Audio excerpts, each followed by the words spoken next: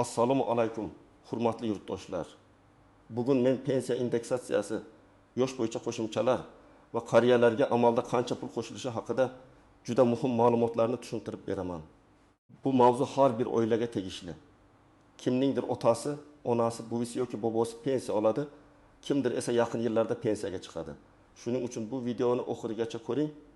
Chunki bitta noaniq joyni bilmaslik ham sizni qo'shimcha puldan mahrum qilib qo'yishi mumkin.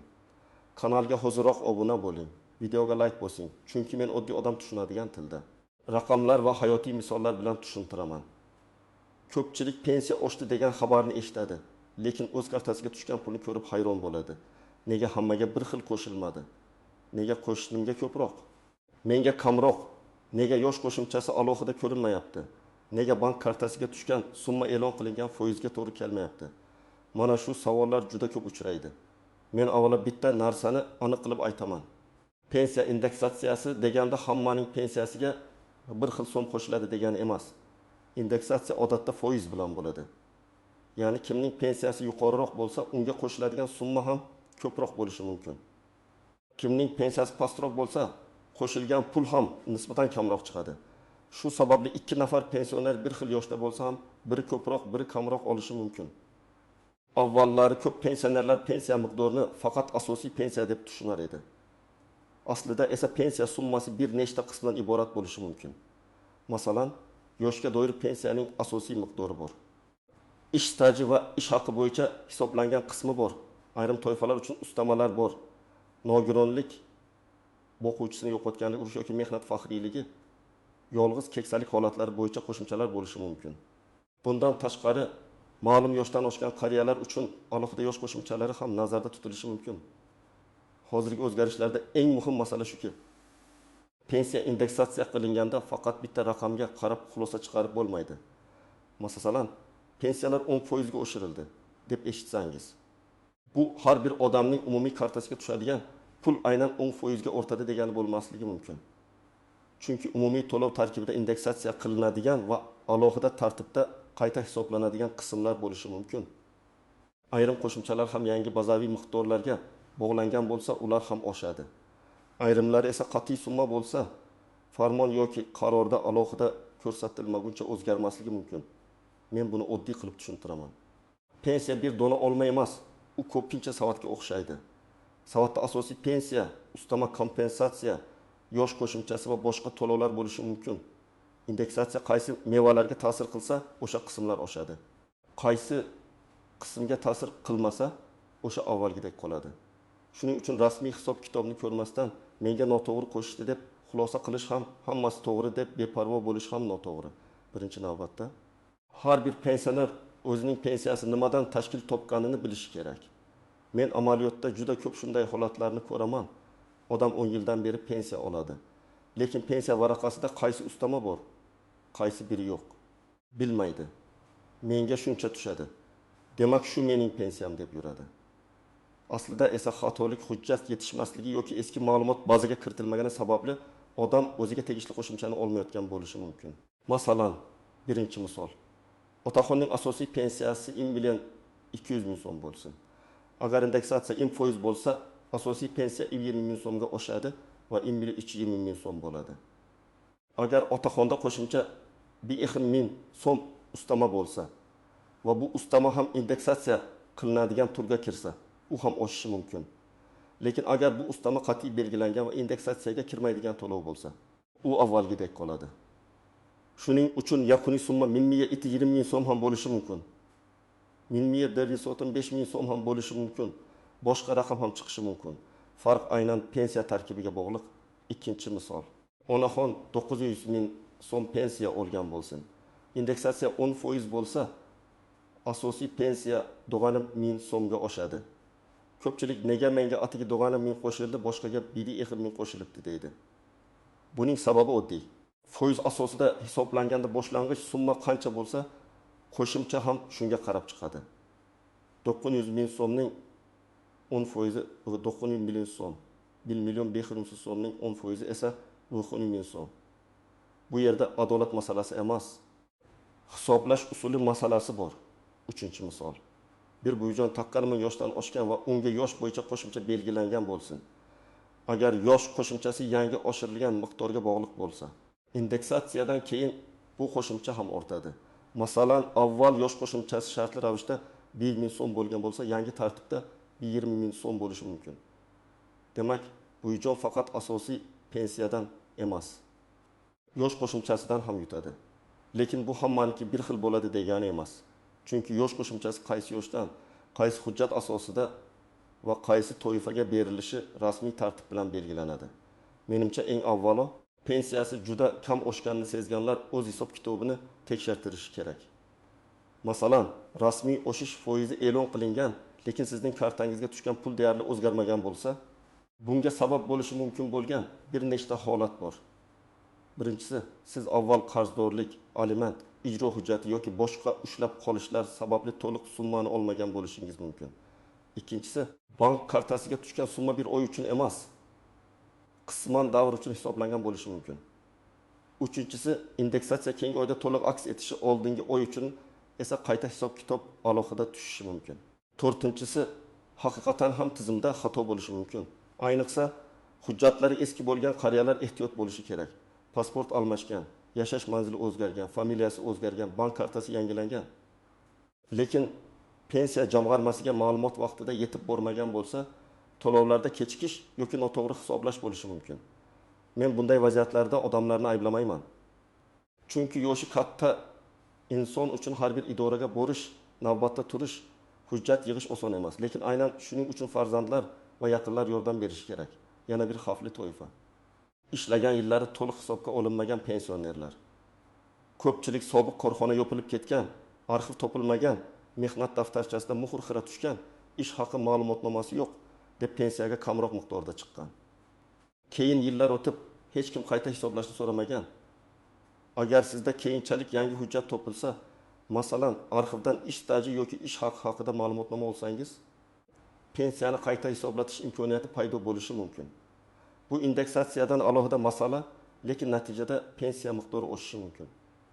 Agar sizning pensiyangiz rasmiy oshishdan keyin mantiqan to'g'ri miqdorda oshgan bo'lsa, bank kartasiga pul vaqtida tushayotgan bo'lsa, pensiya varaqasida ustamalar to'g'ri ko'rsatilgan bo'lsa, har oy idoraga yugurish shart emas. Lekin men baribir kamida bir marta pensiya tarkibini tekshirtirib olishni maslahat beraman. Chunki odam o'z pensiyasining tarkibini bilsa, keyingi o'zgarishlarda ham nima uchun qancha qo'shilganini tushunadi. Masalan, siz 1 million 400 so'm olardingiz, indeksatsiyadan keyin taxminan 1 million 500 so'mga yaqin bo'ldi. Agar oshish 10% atrofida bo'lsa va boshqa qo'shimchalar o'zgarmagan bo'lsa, bu mantiqan tushunarli.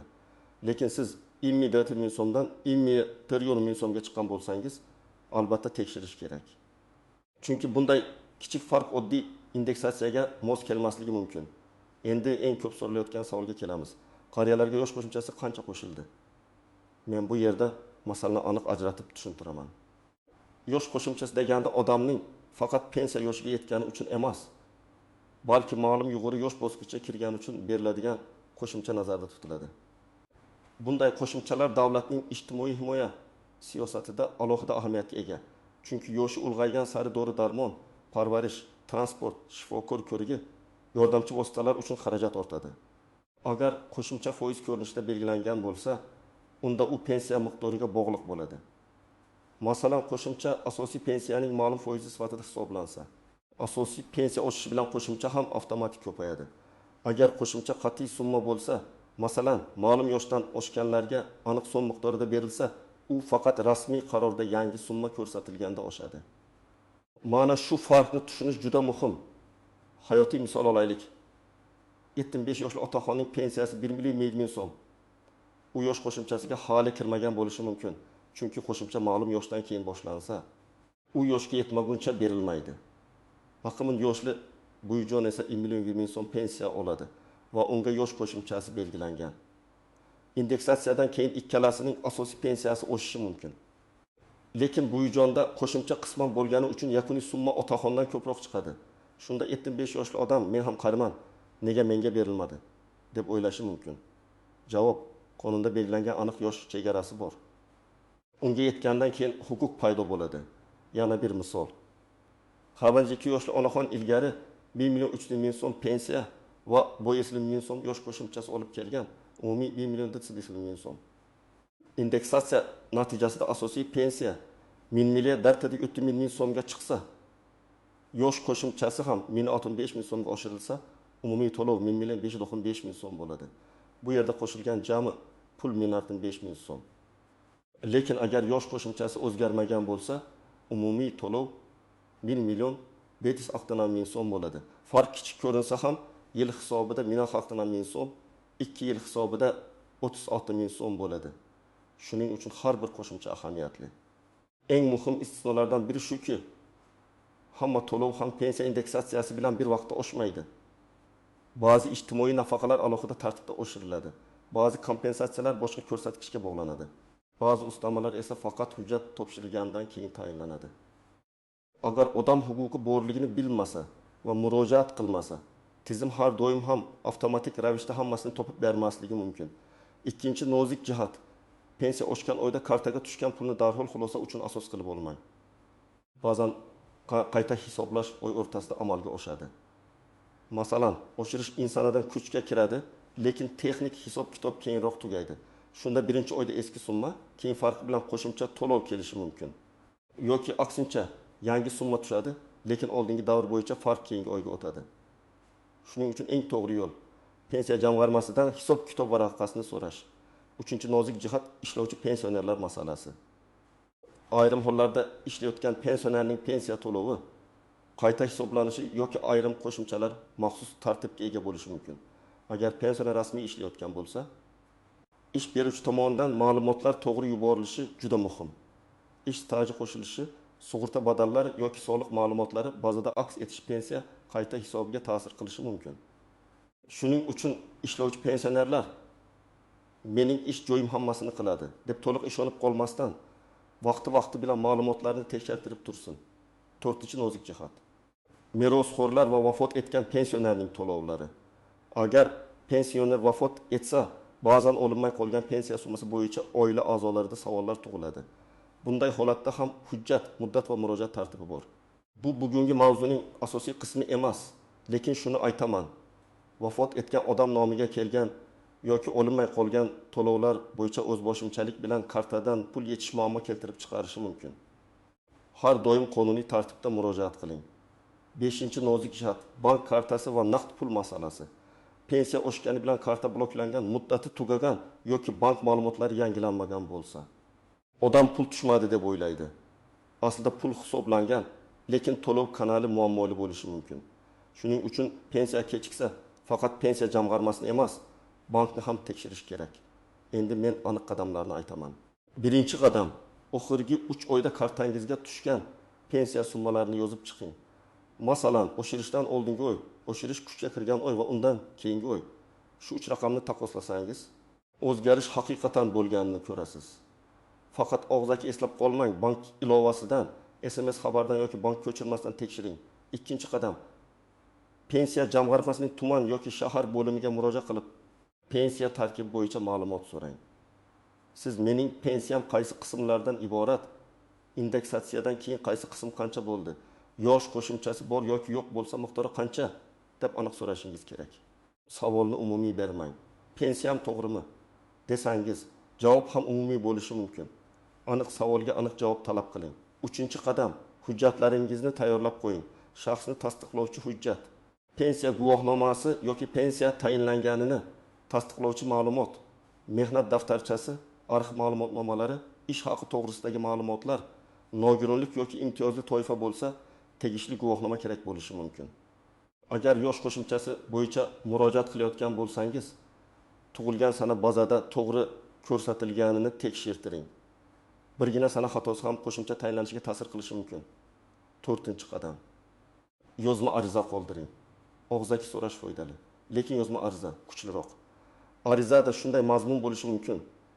Menga tayinlangan pensiya miqdori, indeksatsiyadan keyingi qayta hisob-kitob, yosh bo'yicha qo'shimcha va mavjud ustamalar bo'yicha yozma ma'lumot berishingizni so'rayman. Arizada telefon raqamingizni, manzilingizni, pasport ma'lumotingizni to'g'ri ko'rsating. Arizani topshirganingiz haqida kirim raqami yoki tasdiq oling. 5-qadam, agar javobdan norozi bo'lsangiz, yuqori turuvchi tashkilotga yoki elektron murojaat tizimlari orqali murojaat qiling. Lekin avval birinchi bo'limdan rasmiy javob oling. Chunki yuqoriga murojaat qilganda ham sizdan avval qayerga murojaat qilgansiz, qanday javob olgansiz deb so'raladi. Hujjatingiz bo'lsa, masalangiz tezroq ko'rib chiqiladi. 6-qadam. Farzandlar ota-onasiga yordam bersin. Men buni alohida aytmoqchiman. Ko'p qariyalar telefon ilovasidan foydalana olmaydi. Ariza matnini yoza olmaydi, navbatda turishga qiynaladi. Lekin aynan ularning pulda xatolik bo'lsa, bu dori-darmon, oziq-ovqat, kommunal to'lovga bevosita ta'sir qiladi. Shuning uchun oyiga bir marta ota-onangizning pensiyasi tushganini, miqdori o'zgarganini, karta ishlayotganini tekshirib qo'ying. Agar pensioner million so'm olgan bo'lsa va indeksatsiya 50% bo'lsa, asosiy hisobda 20 million so'm qo'shiladi. Yangi summa 20 million so'm bo'ladi. Agar uning 2000 yoshdan keyingi qo'shimchasi ham 100 ming so'mdan 1,2 ming so'mga oshsa, jami to'lov 22-32 ming so'mga chiqadi. Bu holda umumiy qo'shimcha 1,30 ming so'm bo'ladi. Agar pensioner 1 million 800 so'm olgan bo'lsa va shu foiz qo'llansa, qo'shimcha 216 ming so'm bo'ladi. Yangi summa 2,16 million so'm. Ko'rib turibsiz, birinchi odamga 120 ming, ikkinchisiga 216 ming qo'shildi. Bu biriga ko'proq e'tibor berildi degani emas. Bu foizli indeksatsiyaning tabiiy natijasi. Agar pensionerning kartasiga 1 million 100 ming so'm tushishi kerak, lekin 1 million 700 ming so'm tushgan bo'lsa, darhol sababini aniqlash kerak. Balki ushlab qolish bor. Balki oldinga ortiqcha to'langan summa qaytarib olinmoqda. Balki bank komissiyasi emas, balki ijro hujjati bo'yicha yechim bor. Bunday vaziyatda odam bankdan ko'chirma oladi. Pensiya jamg'armasidan hisob-kitob so'raydi. Agar ushlab qolish bo'lsa, qaysi hujjat asosida ushlab qolinganini biladi. Birinchi xato, faqat qo'shnining pensiyasi bilan solishtirish.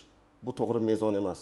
Qo'shningizning staji, ish haqi ustamasi, imtiyozi, yoshi, nogironlik guruhi yoki boshqa qo'shimcha siznikidan farq qilishi mumkin. Ikkinchi xato, menga avtomatik berilishi kerak edi deb yurish. Ha, ayrim narsalar avtomatik bo'ladi. Lekin ayrim huquqlar hujjat bilan tasdiqlanadi. Hujjat bo'lmasa, tizim uni hisobga olmasligi mumkin. Uchinchi xato, eski mehnat daftarchasini ahamiyatsiz deb o'ylash. Pensiya hisobida har bir yil, ba'zan har bir oy muhim. Ayniqsa, yuqori ish haqi olgan davrlaringiz bo'lsa, o'sha davr ma'lumotnomasi pensiya miqdoriga ta'sir qilishi mumkin. To'rtinchi xato, bank SMS-ga qarab yakuniy xulosa chiqarish. SMS faqat tushgan pulni ko'rsatadi. U pul nimadan iborat? Qaysi qismi pensiya, qaysi qismi qayta hisob, qaysi qismi qarzdorlikdan keyin qolgan summa ekanini tushuntirmaydi. 5-xato, murojaatni kechiktirish. Agar sizda haqiqiy xato bo'lsa, vaqt o'tishi bilan uni isbotlash qiyinlashishi mumkin. Hujjatlar yo'qoladi, arxivdan javob olish cho'ziladi. Odamning o'zi esdan chiqaradi. Shuning uchun shubha paydo bo'lsa, darhol tekshiring. Demak, pensiya indeksatsiyasi qariyalar uchun juda muhim o'zgarish.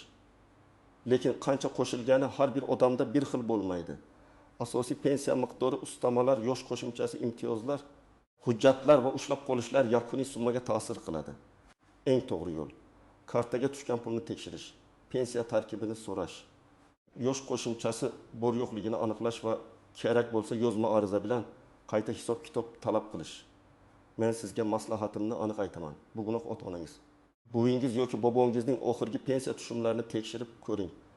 Agar summa tushunarsiz bo'lsa, pensiya jamg'armasidan rasmiy hisob-kitob oling. Bu sizning qonuniy huquqingiz. Sizning oilangizda pensiya oshishi qanday aks etdi? Qancha qo'shildi? Yosh qo'shimchasi berildimi yoki yo'qmi? Izohlarda yozib qoldiring, boshqalar ham tajribangizdan foydalansin. Videoga like bosing, kanalga obuna bo'ling. Chunki men pensiya, nafaqa va ijtimoiy to'lovlar bo'yicha eng kerakli ma'lumotlarni oddiy tilda tushuntirib boraman.